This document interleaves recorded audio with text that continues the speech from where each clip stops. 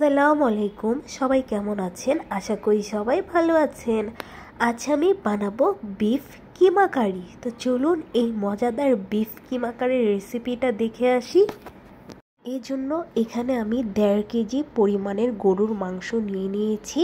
আর এই মাংসটাতে কোনো হাড্ডি থাকা যাবে না। চর্বি হালকা থাকলে প্রবলেম নাই, কিন্তু হাড্ডি থাকা যাবে না। সলিড মাংস পরিমাণ নিতে হবে। এখন এই মাংসগুলোকে আমি মিডিয়াম সাইজ করে কেটে নিয়েছি। এখন পাটাপোতার সাহায্যে আমি মাংসগুলোকে একটু ছেঁচে নেব। বেশি ছেঁচা যাবে না, থেতো করে ফেলা যাবে না, জাস্ট একটু এভাবে করে দোনো সাইড হালকা হালকা করে ছেঁচে নিতে হবে। তাহলে মশলাটাও ভিতরে ঢুকবে। আর যেহেতু এটা কিমা তো খুব ছোট ছোট করে কুচি কুচি করে আমরা সব কিছুতে ইউজ করি, কিন্তু এটা হচ্ছে কিমা কারি। এটা হচ্ছে ভাত, খিচুড়ি বা পোলাও দিয়ে খেতে এই বিফ কিমা কারিটা খুবই টেস্টি হয়ে থাকে। তার জন্য এটার মাংসগুলো একটু মাঝারি সাইজের করে নিতে হয়, বেশি বড়ও না আবার বেশি ছোটো না। দেখেন ছোট একটি টুকরো আমি পুতা দিয়ে ছেঁচার পর কত বড় হয়ে গেল। এখন খুব ভালো করে ধুয়ে নিয়ে পানি ঝরিয়ে নিতে হবে, কোনো রকম পানি থাকা যাবে না। এখন আমি গুঁড়া মশলা নিয়ে নিয়েছি, হলুদ, মরিচ, লবণ, ধনিয়া, জিরা আর হচ্ছে গরম মশলা গুঁড়ো।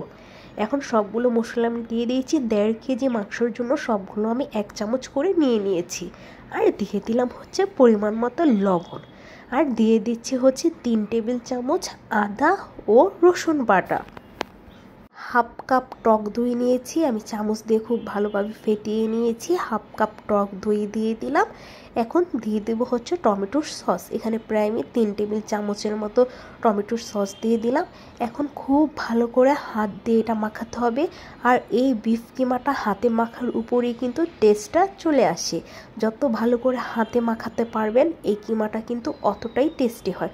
এর জন্য চেষ্টা করবেন খুব ভালো করে হাত দিয়ে একটু সময় নিয়ে মাখানোর জন্য, যাতে আপনি যে কিমাটার মাংসটা একটু ছেঁচো করেছেন সেই ছেঁচোগুলোর ভিতরে যাতে খুব সুন্দর করে ময় মশলা আপনি হাত দিয়ে ঢুকিয়ে ফেলতে পারেন।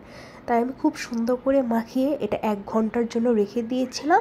এখন দিয়ে দিচ্ছে 2 কাপ মতো পেঁয়াজ কুচি। এই কিমাটার ভিতরে কিন্তু পেঁয়াজের পরিমাণটা বেশি দিতে হয়, কারণ এখানে ঝোলের পরিমাণটা থাকে না, এই কিমাটা পুরো ভুনা ভুনা হয়ে থাকে, তাই পেঁয়াজের পরিমাণটা কিন্তু বেশি দিতে হয়।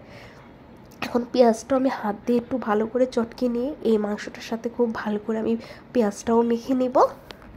এখন তেল দিয়ে দেব। তেলটা 1 কাপ থেকে একটু কম তেল দেব, পরে লাগলে আবারও তেল দিয়ে দেব। এখন তেলটা দিচ্ছি। এই কিমাটাতে তেলের পরিমাণটা একটু বেশি দিতে হয়।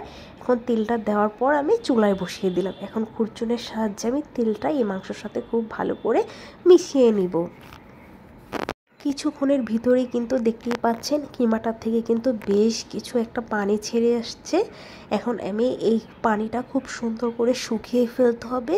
এই টক দইয়ের পানি বা মাংস থেকে যে পানিটা বের হয়েছে, এই পানিটা কিন্তু কোনোভাবেই মাংসতে রাখা যাবে না। সিদ্ধ করার জন্য পরে আবার পানি দিব।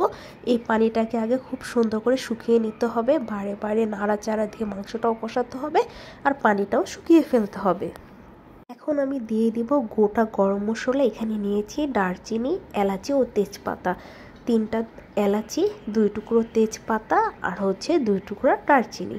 এখন এই গোটা মশলা দিয়েও খুব ভালোভাবে নেড়ে দেবো। এখন পর্যন্ত কিন্তু আমি মাংসটা কষাচ্ছি।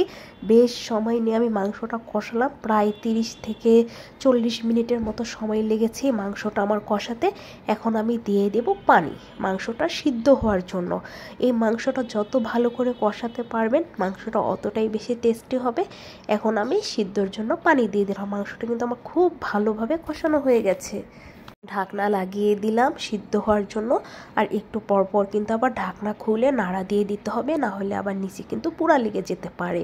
এটার জন্য একটু পরপর নাড়াচাড়া দিয়ে মাংসটাকে খুব সুন্দর করে সিদ্ধ করে নিতে হবে।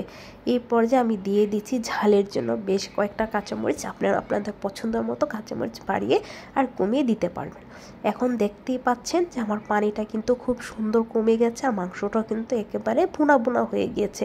এই পর্যায়ে কিন্তু আমার মাংসটা পুরোপুরি সিদ্ধ হয়ে গেছে। এখন চাইলে আপনারা আরও একটু হচ্ছে পানিটাকে মাখা মাখা করতে পারেন।